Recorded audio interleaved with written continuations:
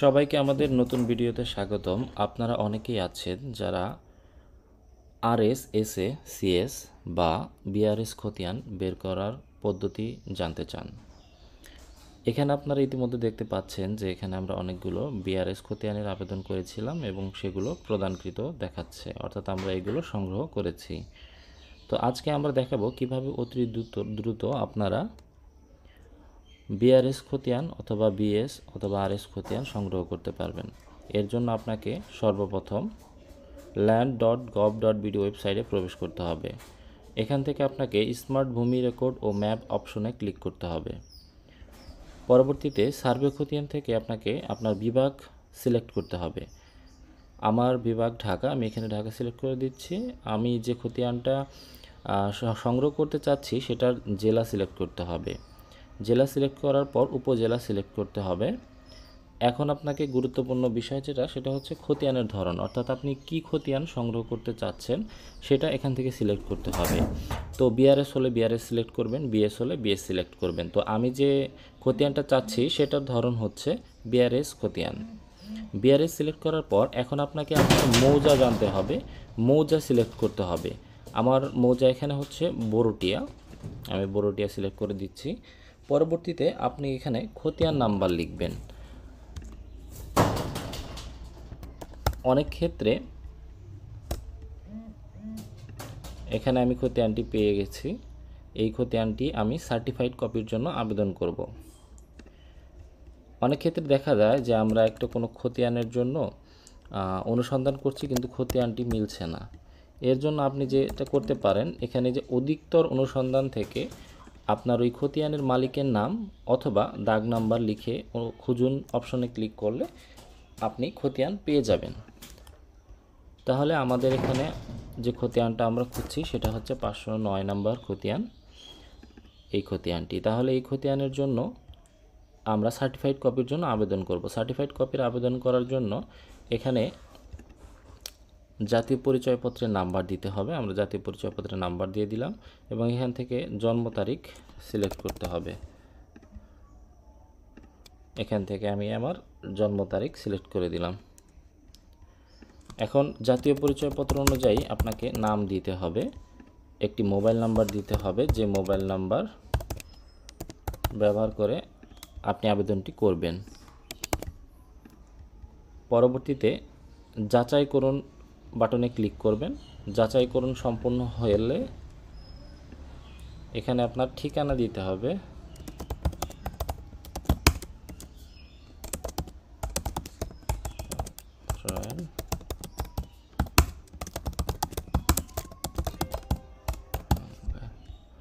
আপনার যদি ইমেল থাকে ইমেল দিবেন, না থাকলে নেই, কারণ এটা অপশনাল হিসেবে দেখানো হচ্ছে। আর এখানে যে গুরুত্বপূর্ণ বিষয় হচ্ছে আবেদনের ধরন, অর্থাৎ আপনি যদি চান তাহলে অনলাইন কপি নিতে পারবেন, যেটা সার্টিফাইড কপি হিসেবে গ্রহণযোগ্য না। আর এখান থেকে আপনি সার্টিফাইড কপি নিতে চাইলে অবশ্যই এই অপশনটা সিলেক্ট করে দেবেন। পরবর্তী ধাপে যে বিষয়টা হচ্ছে যে অনেকেই ডাকযোগে সিলেক্ট করে। ডাকযোগে আপনি যদি খতিয়ান নেওয়ার জন্য সিলেক্ট করেন তাহলে বিষয়টা দীর্ঘমেয়াদী হয়ে যাবে, অর্থাৎ আপনার খতিয়ান পেতে পেতে আপনার হয়তো 15 দিন বা 1 মাস লেগে যেতে পারে। কিন্তু আপনি যদি অফিস কাউন্টার দেন, অর্থাৎ ডিসি অফিসের অফিস কাউন্টার থেকে সংগ্রহ করবেন, তাহলে 7 দিনের ভিতরে আপনি খতিয়ানটি পেয়ে যাবেন। পরবর্তীতে এখানে অফিস কাউন্টার আমি সিলেক্ট করে দিলাম।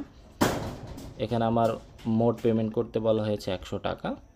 আর উপরে যে বিস্তারিত তথ্য রয়েছে মৌজা বা খতিয়ান নাম্বার, সেটা অবশ্যই আপনারা ভালোভাবে খেয়াল করে নেবেন। এখন হচ্ছে পেমেন্ট করতে হবে। এখানে একটা ছোট ক্যাপচা আছে, ক্যাপচাটা সম্পূর্ণ করে আপনি এখানে চাইলে বিকাশ, নগদ, রকেট, উপায় বা এক পে দিয়ে আপনি পেমেন্ট করতে পারবেন। তো আমি এখানে নগদ দিয়ে পেমেন্ট করব, যার জন্য নগদ সিলেক্ট করছি।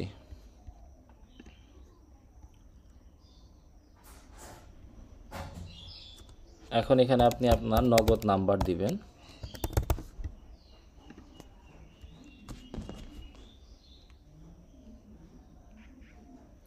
আপনার নগদ নাম্বারে একটা ভেরিফিকেশন কোড পাঠাবে, কোডটা আপনাকে এখানে দিতে হবে।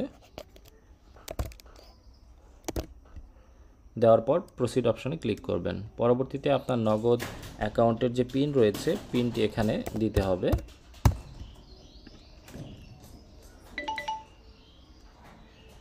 দেওয়ার পর আমার আবেদনটি সম্পূর্ণ হয়েছে। এখন এই আবেদন কপিটি আমাকে সংগ্রহ করতে হবে, কারণ আমি যখন এখানে আবেদনের তারিখ 2 জুন দেখাচ্ছে, কিন্তু ডেলিভারির তারিখ হচ্ছে 11 জুন। অর্থাৎ আমাকে এই খতিয়ানটি পেতে হলে 11ই জুন ডিসি অফিস কাউন্টারে যেতে হবে, যার জন্য খতিয়ান প্রিন্ট করা প্রয়োজন। তো এখান থেকে প্রিন্ট অপশন কিছুটা কাজ করছে না, যার জন্য আমি এখান থেকে স্ক্রিনশট নিয়ে রাখছি।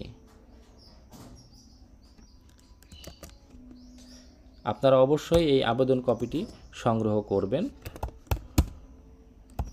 অন্যথায় আপনার পেতে কিছুটা সমস্যা হবে। আর অবশ্যই যাওয়ার সময় অনেক ক্ষেত্রে কিছু ডিসি অফিসে ভোটার আইডি কার্ড নিয়ে যেতে হয়।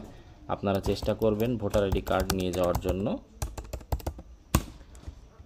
এখন হয়ে গেছে আমার এই আবেদন। আপনারা এখান থেকে eporcha.gov.bd ওয়েবসাইটে নিজের অ্যাকাউন্ট ডিটেলস দিয়ে লগ ইন করে দেখতে পারবেন এখানে যে আমি এই যে কিছুক্ষণ আগে আবেদনটা করলাম, আজকে 2 তারিখ, আর ডেলিভারি তারিখ দেখাচ্ছে জুন মাসের 11 তারিখ।